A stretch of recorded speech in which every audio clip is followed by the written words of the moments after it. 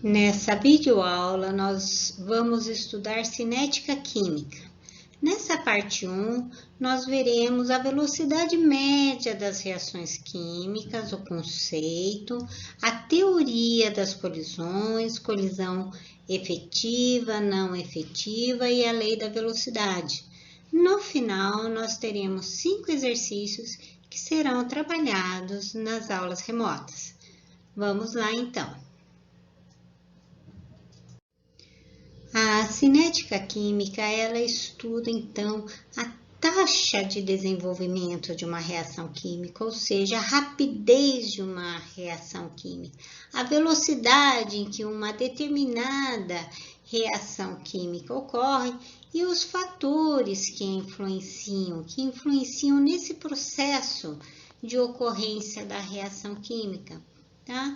Com a finalidade, esses estudos têm a finalidade de responder determinadas questões, como qual é a velocidade média em que uma reação se processa, os fatores que influenciam nessa reação, eu posso alterar a velocidade dessa reação.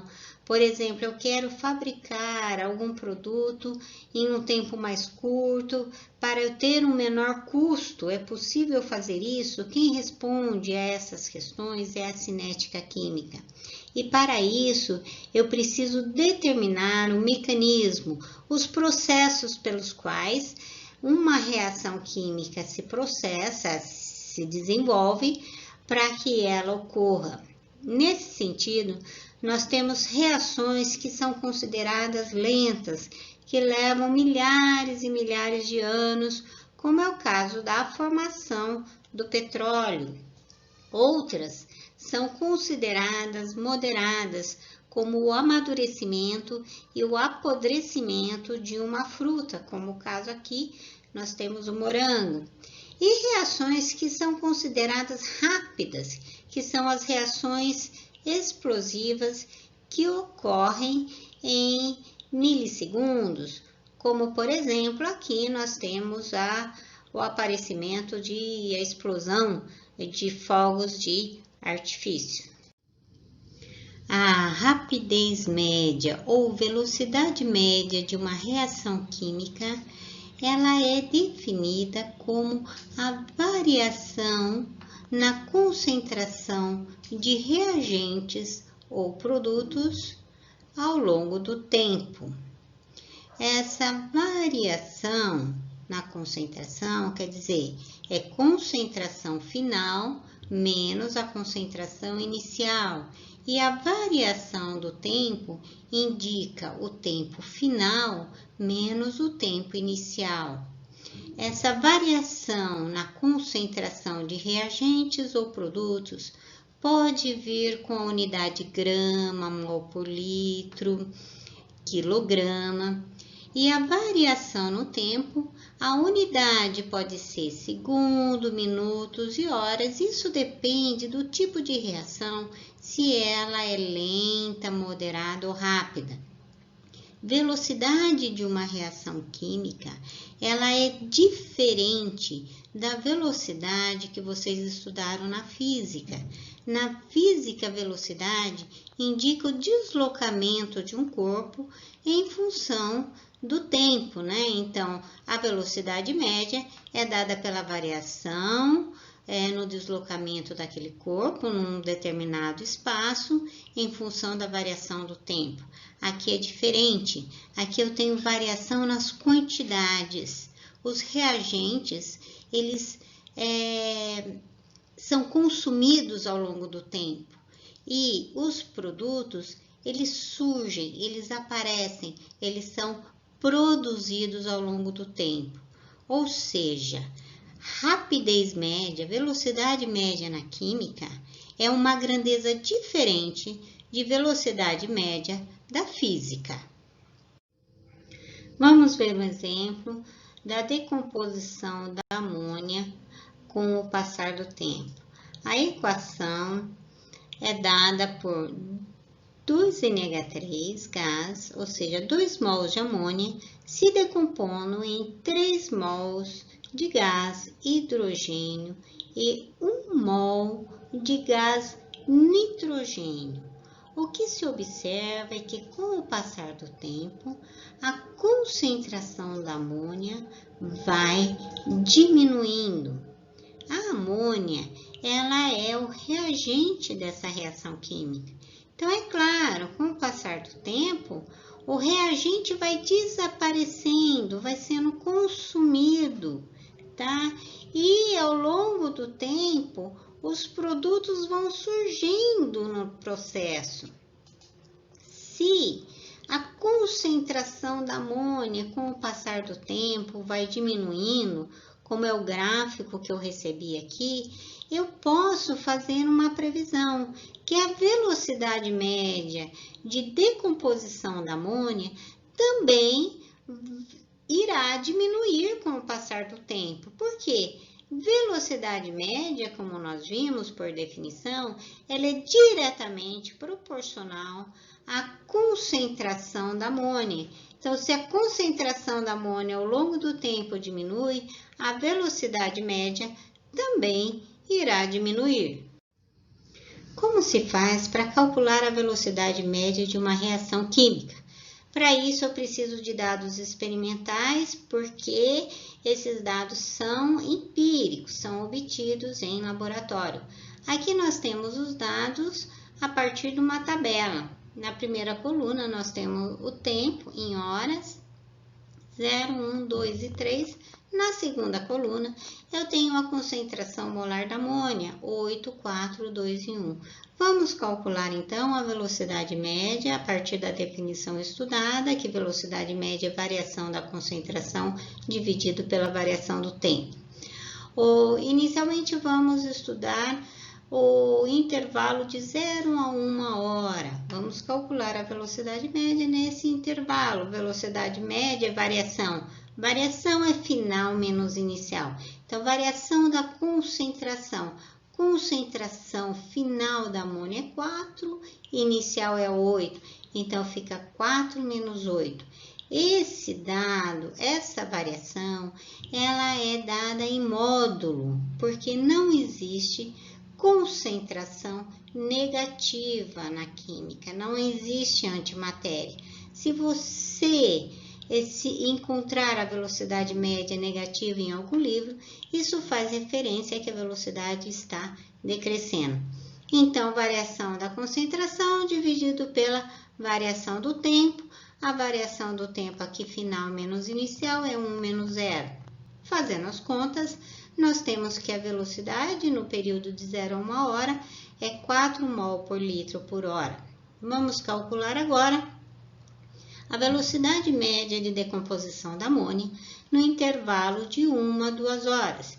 1 a 2 horas é final menos inicial, a concentração final é 2, a inicial é 4, o tempo final é 2, inicial é 1, que resulta numa velocidade de 2 mol por litro por hora.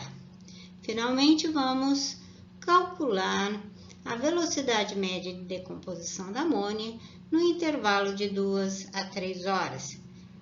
Concentração final da amônia é 1, inicial é 2, então fica 1 menos 2 em módulo, dividido por 3 menos 2, isso resulta numa velocidade de 1 mol por litro por hora.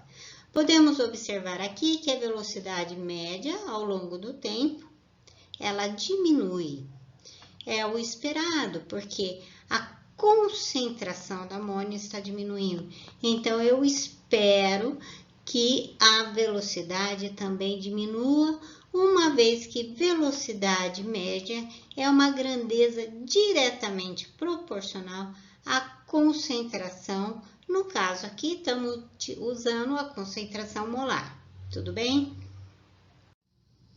A partir dos dados de concentração molar dos reagentes, eu posso calcular a concentração molar dos produtos e observar o comportamento dos produtos ao longo do tempo.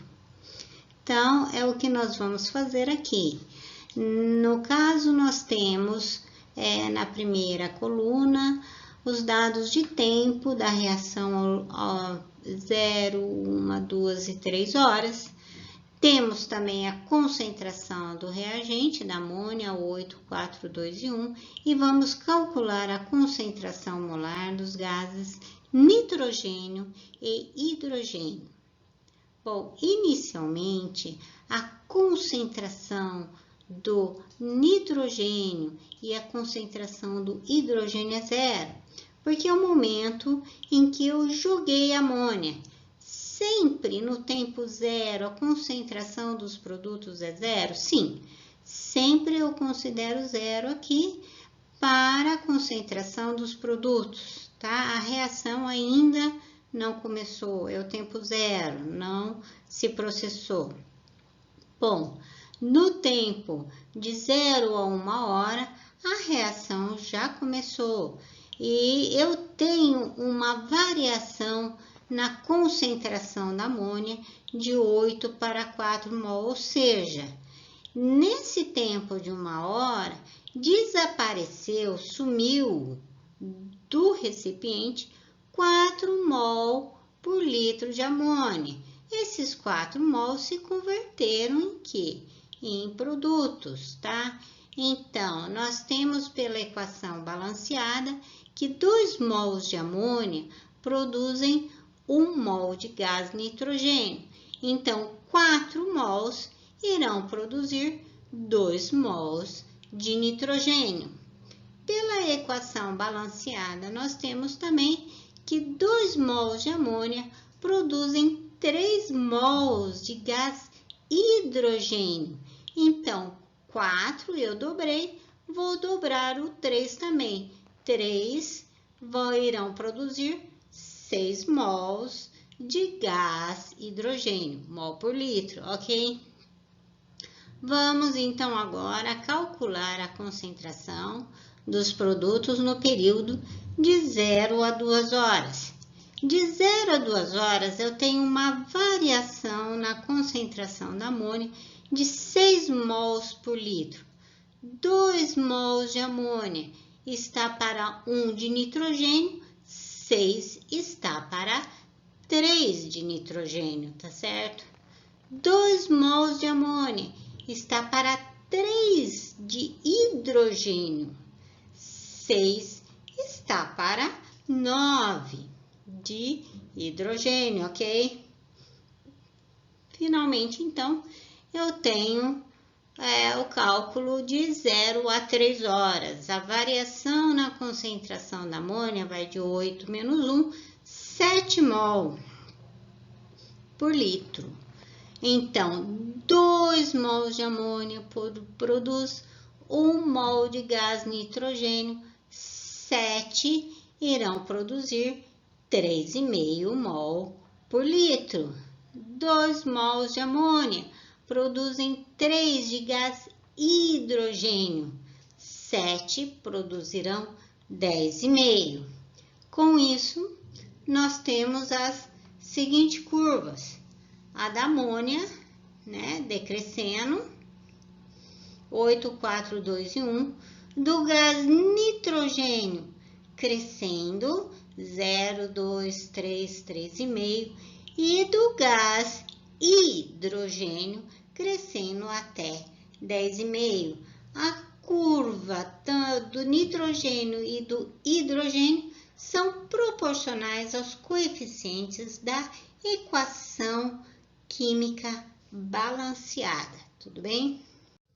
A teoria das colisões, ela propõe que as moléculas possuem agitação térmica e estão constantemente colidindo entre si. Quanto maior for a concentração dos reagentes, espera-se que mais rápida seja a velocidade de uma reação, mas não basta que as moléculas sofram colisões. É necessário que essa colisão seja efetiva.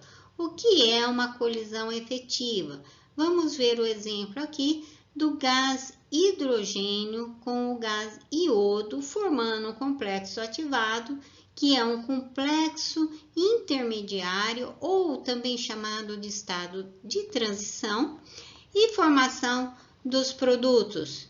Então, As moléculas de hidrogênio e iodo, elas estão com bastante energia, ou seja, elas possuem uma energia mínima necessária para que ocorra um encontro com o entrosamento dos orbitais. Essa energia mínima é chamada de energia de ativação. Além disso, elas estão se encontrando em uma posição favorável. Essa posição favorável a gente chama de geometria favorável. Então, já que as moléculas possuem energia mínima e a geometria e o encontro foi favorável, ocorre a formação do complexo ativado e, consequentemente, a formação dos produtos. Nesse caso, eu tenho uma colisão que é chamada de colisão efetiva, uma colisão eficaz. Por quê? É uma colisão que ocorreu com formação de produtos. É uma colisão que possui uma energia mínima necessária e também uma geometria favorável. Aqui nós temos, então, uma colisão não efetiva. Colisão não efetiva é aquela aonde eu não tenho uma energia mínima para a ocorrência da reação. O exemplo aqui é o encontro de duas tartarugas. Então, elas vão se encontrar independente da posição. Não tem energia, não ocorre a reação. Elas se encontram e vão cada uma para um lado. Vamos ver o exemplo aqui do gás hidrogênio mais nitrogênio não formou produtos, porque, olha, se ocorre um encontro desfavorável entre o hidrogênio e o nitrogênio, não há entrosamento de orbitais, não há como formar produtos. Então, a posição aqui foi desfavorável, não permitiu a formação de produtos e também as moléculas estavam lentas, elas não tinham energia cinética suficiente para ocorrer o entrosamento dos orbitais. Se não tem energia mínima, não ocorre a reação e não formam os produtos. Para os gráficos de energia em função do caminho de reação, eu tenho que a energia de ativação é a faixa que vai dos reagentes até o máximo da curva. No máximo da curva, eu tenho a presença do complexo ativado.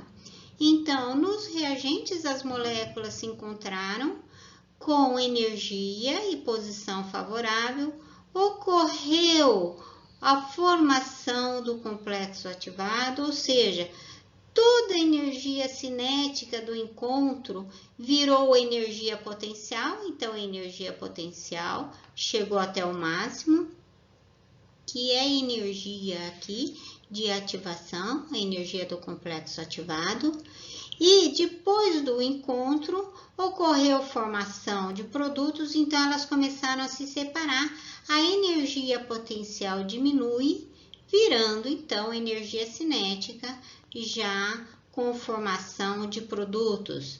Esse tipo de reação, eu tenho os produtos com menor energia do que os reagentes, ou seja, ocorreu a liberação de energia nesse processo, o ΔH é negativo, então essa reação libera calor, é chamada de exo, vai para fora, é reação exotérmica. O gráfico de energia para reações endotérmicas, a energia de ativação vai também do patamar dos reagentes até o máximo da curva. Então, essa é a energia de ativação. Só que nas reações endotérmicas, os produtos têm maior energia do que os reagentes. Então, olha, a setinha está indo para cima. o ΔH da reação é maior do que zero. Para a ocorrência dessa reação, os reagentes estão absorvendo calor até formação de produtos. Essas reações são chamadas endotérmicas. Mas a energia de ativação, tanto para a reação exotérmica quanto para a reação endotérmica, ela vai sempre do patamar dos reagentes até o máximo do pico da curva, ok? A lei da velocidade ou lei cinética é uma expressão matemática que governa a velocidade daquela reação química. Vamos ver um exemplo, então, aqui Na mais Mb formando produtos. Eu tenho os reagentes genéricos A e B. A velocidade, a lei cinética dessa equação, depende somente da concentração dos reagentes.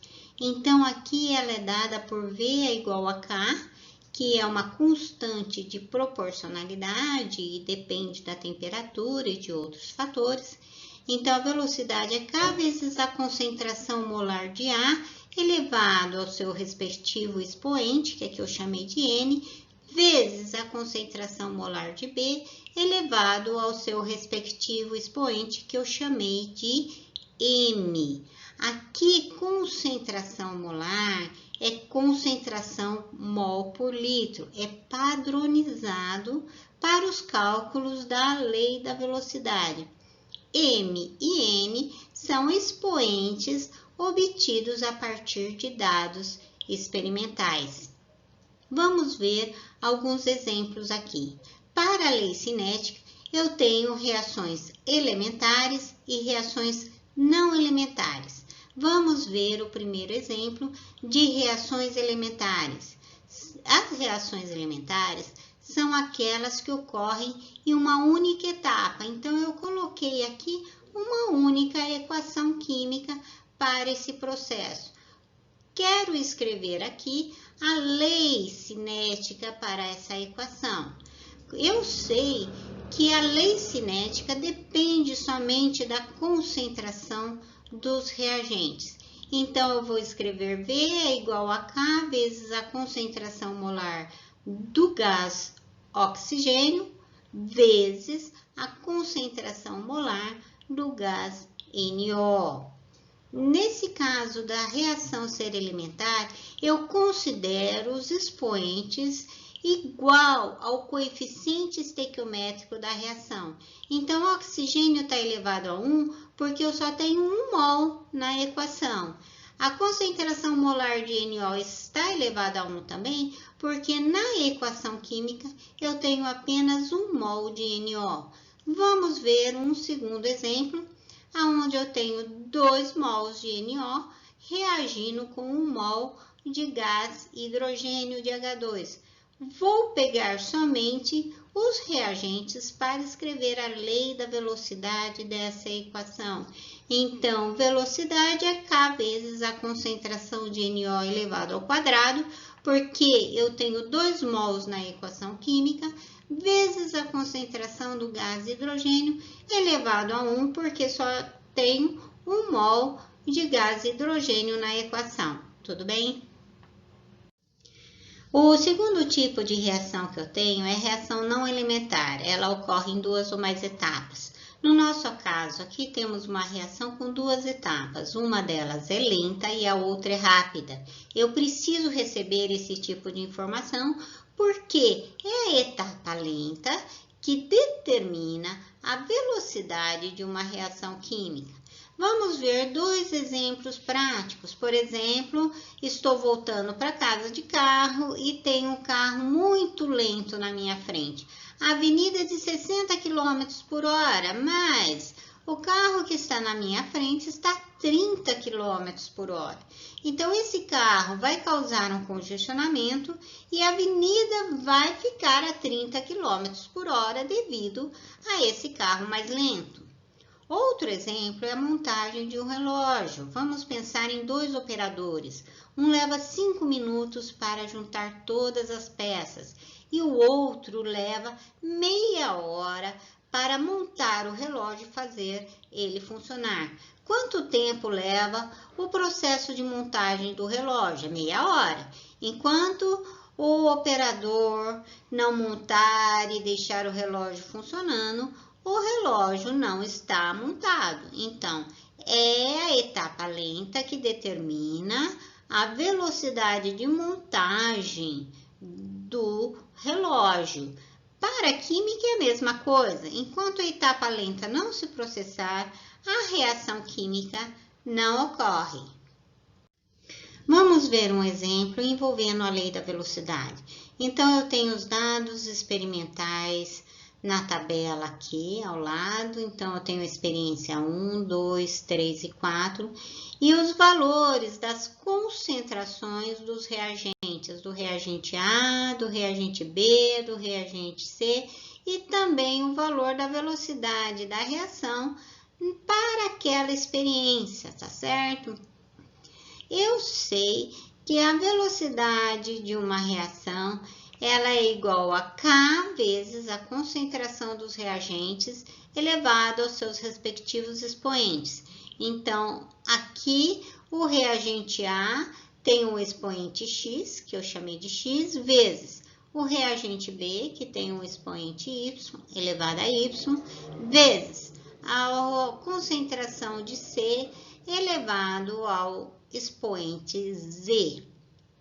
Para determinar a lei da velocidade dessa reação, eu preciso determinar os expoentes x, y e z. Então, vamos da experiência 1 para 2. O que nós observamos? Que a concentração de A fica constante, não é alterada. Então, ela não vai interferir na velocidade da reação. A concentração de B dobra. E a concentração de C não é alterada. Então, toda variação na velocidade vai depender da variação da concentração de B. Se eu dobro a concentração de B, o que acontece com a velocidade da reação? Fica 4 vezes maior. Então, para que essa proporcionalidade se mantenha, eu tenho que elevar a concentração de B a 2, né? Porque eu dobrei uma, a outra ficou 4 vezes maior. Se eu for da experiência 2 para 3, a concentração de A fica constante, então não depende dela. A concentração de B também fica constante. A concentração de C dobra. O que acontece com a velocidade? Fica constante, não se altera. Eu dobro a concentração de C e a velocidade não se altera. O que isso quer dizer? Que a velocidade não depende da concentração de C. Então, Z é igual a 0. Bom, finalmente vamos da experiência 3 para 4.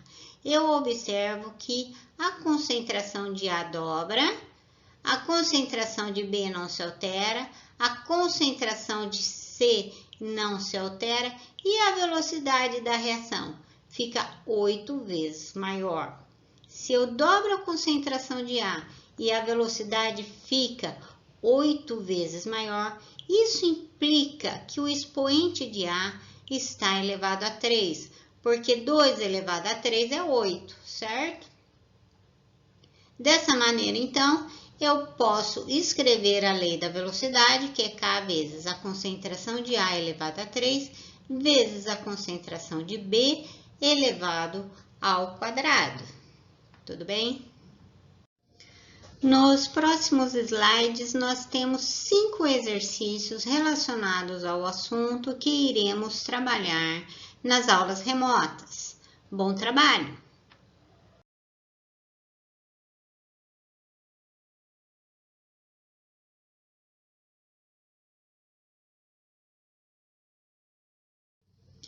Bom, com isso nós terminamos essa parte inicial, então, de cinética química, chamada de cinética química parte 1. Agradeço a participação de todos. Até mais!